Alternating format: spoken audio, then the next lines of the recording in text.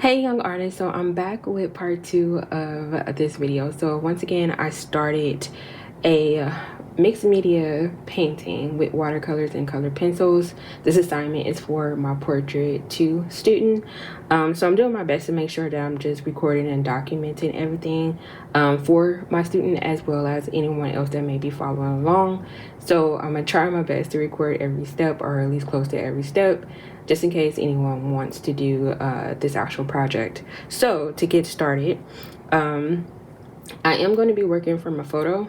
If you saw the first video, you know that I have transferred my actual image to my watercolor paper. I am using hot press.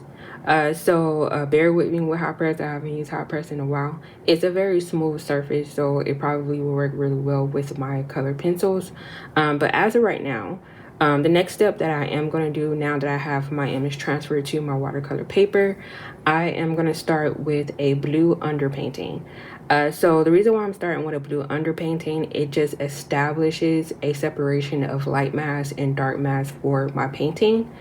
And then I'll be able to glaze color on top with watercolors. So I'll talk about that step when we get there. But right now, this is the only step that I need to do. So what I'm using a synthetic watercolor brush. So this brush, I think it mimics sable. I can't remember what it mimics, but it's a synthetic brush and it's a round. If you can see over here, this is my blue. So I'm using ultramarine blue. So this blue lean towards the red side. It is a red blue. As FYI, you should use like a cyan blue, which is a pure blue, but this will work. It'll do its job. So the goal of this is I am going to go through my image. So I'm working from my computer screen as of right now, but I'm gonna go through my image and I am going to find where my shadow edges are, where my cast shadows are, shadow edges and cast shadows. So this is what I have to block out in blue. So during the process, you'll get a better idea of what I'm doing if you're just kind of like, what is a shadow edge? What is a cast shadow? So, and I can go over that. A shadow edge is where the form is turning away from light. So it's that separation of your light mass and your shadow mass. This edge that's here, that's in like if you can see it, is a dotted line. Or dash lines is what I'm using. That edge is where the form is turning away from light. Cast shadow is just pretty much the form of his head is casting onto his neck. So it's your actual cast shadow. So if you're outside and you're in the sun, there should be some type of cast shadow on the ground type thing if you're standing outside. So typically if you have a shadow edge, the cast shadow is not that far from it. So in this process for the underpainting, because it's an indirect method that I'm using of painting, that's what I'm pretty much going to do. Find my shadow edge, my cast shadow, block the shadow family out in blue. So it's going to be one flat tone to the best of my ability with blue. And that would be my actual underpainting. So let's talk about water ratio. So as we can see, this ratio that's here has more pigment and possibly less water. This has more water and less pigment. This is kind of the consistency of water ratio that I want. So kind of like a tea or milk consistency. It's easy to describe it that way. That way somebody understand. We know that tea is very water-based and milk is a little bit more creamier than tea, and it's not water-based. So we just want more of a transparent type of blue. You don't want the blue to be too dark because we want to be able to glaze over it, different colors to kind of help. We just need enough to kind of block out our shadow shapes from near. So hopefully I explained enough as to what I am doing. So I'm going to get quiet, start the demo process. If you see my hand reaching over here and there, because I'm working from my computer, that means that I have to wake it up from time to time because it'll fall asleep. So just bear with me when it comes down to that. But in the next clip, you will see the full demo. But yeah, I'll see you then. Thank you guys.